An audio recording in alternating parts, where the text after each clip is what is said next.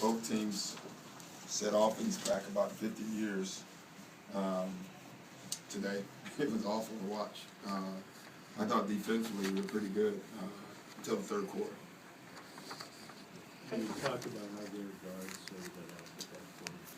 Yeah, I thought a lot of it, Murph, is though was late shot clock situations. Though we played in that stretch in the third, we had a chance to take the lead in one stretch, and I think they got back-to-back threes and a 3-point play with 4 seconds on the shot clock, 5 seconds. We played solid defense, and then we broke our principles over and over again. We got off the bodies, we gambled, we double-teamed out of, I think we double-teamed Everett once, and he was behind the 3 with 2 seconds on the shot clock. It's just unusual for us. I thought a lot of it was that everybody wanted to win. They just wanted, they got almost desperate in their thought instead of just being solid. But offensively, I was more upset. I just thought offensively we were horrible. I thought the ball stuck the entire night. I used a timeout early. I used a timeout in the third quarter. But I give Indiana a lot of the credit. I thought they were up into our airspace. They fought us all night. They knocked us off the block. I thought they were the instigators the entire night. And all we did was whine and retaliate for the most part. Their length was important, but I don't think it was their length tonight. I think it was their effort. I thought their intensity. I just thought they were into us. They were in our airspace. We always talk about owning the airspace of ours and then owning the opponent's airspace. That's who we are. And they were us the entire game. Even, in the stretch we were playing well, I thought it was late shot clock baskets by us. So I just thought they did it better than us. And, that falls on me first. And I told our guys that. But then it falls on them as well. Your bench obviously did not give you a lot tonight. No, it's going to be nights like that. Listen, there's going to be nights. I would say this: Brandon was 2 for 7, and he missed 5 great shots. So that's going to happen. We do have to get more out of our bench, and I told Keon at halftime because you can see he actually played pretty well tonight. But I told him that's on me. I got to find something that works with them that we can give them. They're an energy group. They're not a scoring group. But we got to come up with something, and so that's not on them. How about your see somebody who just doesn't quite fit in? Well, no, he will. It's just gosh, he missed a couple games, and so he's working his way back. I think it's 8 games into the year, so I'm not that concerned with that. Dr. Your airspace analogy there, would that account for the rebounding trouble today, second chance? Yeah, I hope so. Really. Listen, there was a lot of shots being missed by both teams. So that means there was going to be a lot of offensive rebound opportunities. The difference was they had 7 more than us, when you get straight down to it. And I thought a lot of the offensive rebounds came from our guards getting beat off the dribble, our bigs helping, and then our guards not cracking back like they should in their job. Kevin was frustrated. J.O. was frustrated. Stevens only played 5 minutes. He came out frustrated because 2 times he went to go help, his guy got to rebound. And that should never happen. And, it's the thing that upsets you as a coach, it makes it look like it's the bigs. And it was not the bigs. It was the guards. And that's what we have to do a better job. And what was the issue tonight, Dr. Paul? He was human. I thought he tried to do too much off the bounce, especially early. Then I thought he got frustrated a little bit, and that's going to happen.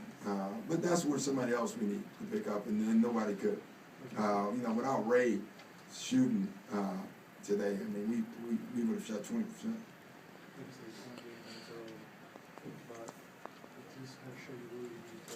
Yeah. See, listen, we're 4-4 basketball team. That's what we are. You are what your record is. Don't make no mistake about that.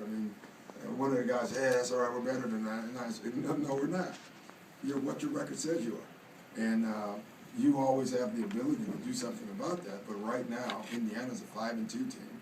I think that's the record, and we're a 4-4 team. And make no mistake, that's who we are. That's not who we want to be, and that's not who we're going to be, hopefully. But right now, that's who we are. No, I don't. Yeah. No, we're over against quality opponents, but again, it's 8 games into the year, so I'm not gonna overdo that. Like you said, without Ray, you know, we probably shot 10%, but really would have looked even worse that first half without him, and then Yeah. comes back. Yeah, but even Ray, Ray shot the ball well, make no mistake, but he over-dribbled too, the whole team. The bottom line is, you see a lot of dribbles and it's not Rondo, then we're probably doing something wrong. It's pretty easy to watch and tell what our team is and it is not. When you see the ball bouncing a lot and it's not Rondo doing the bouncing, then we're doing something wrong as a team, offensively. And it's been that way for 4 years for us. Are you gonna have another layup drill? Because Rondo just went in and just threw the ball. Yeah, well, I think he was trying to draw fouls, honestly, and he thought he did or didn't. I actually liked the way, in that way, that they were letting you play.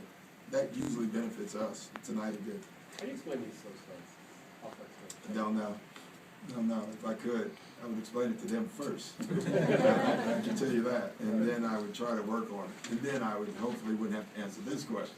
But we're gonna work on it. The last play of the third quarter, what was that supposed to be? Early pick and roll. Yeah. I mean, that was just frustration at the summit.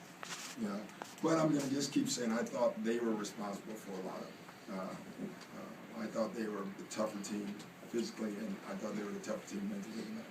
John's gonna do, he's missing free throws, you just have to kind of stress him and keep him. Yeah. Get to the line. And I don't think he's not. I think he's not shied away at all. As a matter of fact, what we were talking about, I thought he was driving to get to the line.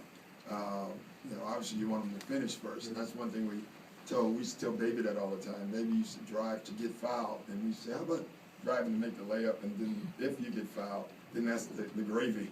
But that's what Rondo, I thought, did a couple times tonight. So you have a couple days of practice coming up, just what are the big things you have to focus on the next few days?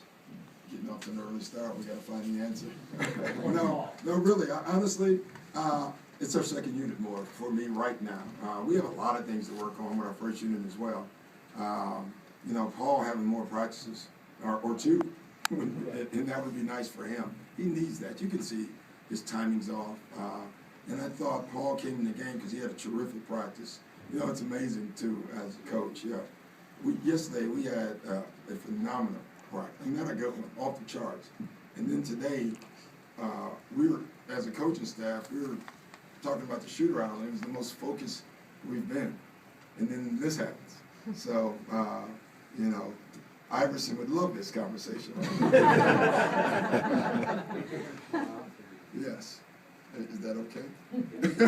Doc, where would you say you were with installation right now? I mean, football teams always talking training camp. Oh, shit, we're not even. Right.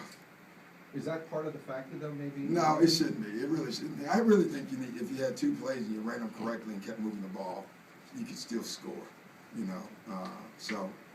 But that, there's some of it with Kevin, I would say, because I don't think we have enough stuff for him to get people's body off of him, to get him the ball in the post. But everybody else, no. The rebounding has been an issue all season again. So Yeah. far. Is that more on the guards, like it was tonight, or is It's that been everybody. It's a team effort. I mean, it's everybody. The penetration obviously is number 1, and as you can see right now, we are allowing way too much penetration. And you allow penetration, you're going to allow offensive rebounds on any team. And so that's number 1. But 2, there were 3 or 4 where we were the inside guy and didn't get it. Those are the ones we have to come up with. Thank you, Coach. Thanks, guys.